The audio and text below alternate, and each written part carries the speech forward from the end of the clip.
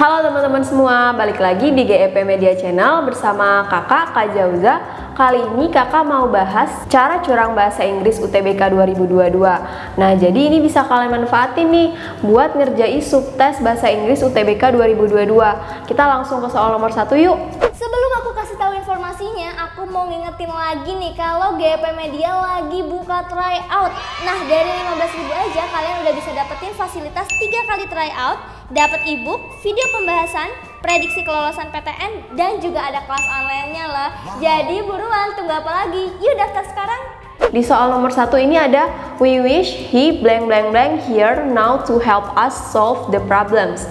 Jadi kata kuncinya di sini ialah wish. Kalau ada kata wish itu artinya ini materi tentang subjunctive. Jadi kalau subjunctive kalian cukup ingat rumusnya wish plus subject plus verb to or word. Jadi di soal ini kalian udah punya kata wish, kemudian udah diikuti subjek juga, ini ada he sebagai subjek. Kemudian kalian perlu cari verb to atau word. Karena di pilihan ini nggak ada verb to, berarti kita pilihnya yang word. Berarti jawabannya yang C, gitu ya. Kita lanjut ya ke soal nomor 2. Di soal nomor 2 ini ada the public healthcare blank blank blank therefore more than 20 years. Nah, di sini ada nih yang perlu diisi. Nah, kalau soal yang ini tuh materinya tentang tenses. Jadi, ini tuh tenses past perfect continuous. Berarti suatu kejadian yang udah pernah terjadi di masa lampau dan masih terjadi hingga sekarang. Kalau past perfect continuous itu rumusnya itu subject plus have or has plus been plus verb ing. Nah, kita udah punya nih subjeknya di soal the public health care. Berarti kita perlu cari have or has plus been plus verb ing. Berarti kita cari nih di soal. Nah, di soal yang ada has plus been plus verb ing itu cuma yang D. Kenapa Kak kita pakainya yang has bukan yang have? Karena tergantung dengan subjeknya. Subjeknya di sini the public health care. Makanya kita pakainya yang has bukan yang have gitu ya. Oke, kita lanjut ke nomor 3. Di nomor 3 ini ada she is one of the 10 best dressed women in town. Really? Terus ada nih yang perlu diisi. Kira-kira isinya apa ya? Nah, ini tuh soal ini tuh materinya tentang word order. Jadi kalau word order itu kalian perlu hafal rumusnya subject plus adverb of frequency. Jadi adverb of frequency itu ada always, never, ever, sama seldom. Ada beberapa ya, ditambah verb. Berarti kita cukup cari nih. Nah, karena ini dalam bentuk pertanyaan, maka diawali sama does. Does kemudian diikuti subjek. Subjeknya di sini she. Kemudian harus diikuti adverb of frequency. Nah, di pilihan ini yang diikuti adverb of frequency itu always. Berarti yang B itu nggak mungkin ya, karena abis she dia langsung dress, bukan adverb of frequency. Berarti pilihan yang mungkin itu kalau nggak A, yang C, karena diikuti always sebagai adverb of frequency. Kemudian harus diikuti verb. Verbnya mana? Kalau yang A abis always itu ada dress. Dress itu verb atau kata kerja.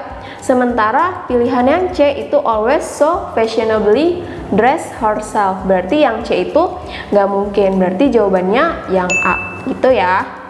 Oke, kita lanjut ya ke soal berikutnya. Nah, di soal berikutnya ini ada do you think I can wear my new necklace? I wouldn't advise you blank blank blank jewelry in a difficult time like this. Nah, kalau kayak gini ini tuh materi tentang infinitive. Nah, kalau materi infinitive itu rumusnya subject plus verb plus object plus to verb one gitu. Jadi perlu verb one. Berarti kita di sini udah punya subjeknya. Subjeknya itu I, terus kita juga punya verb. Verbnya itu advise, objeknya itu you, dan blank blank blank to infinitive. Berarti atau to verb one. Berarti kita perlu isi yang to verb one. Berarti kita cari nih di soal yang ada kata to-nya, berarti yang B sama C. Tapi yang C itu to be wearing. Sementara kita butuhnya to infinitive. Berarti jawabannya yang B. Oke, kita lanjut ya ke soal berikutnya. Di soal berikutnya ada don't disturb the blank blank blank child. Nah, ini tuh materi tentang participle. Nah, participle ini menjelaskan sebuah kata benda yang aktif. Jadi kalau ada materi participle, kalian cukup cari verb ing plus noun atau kata benda.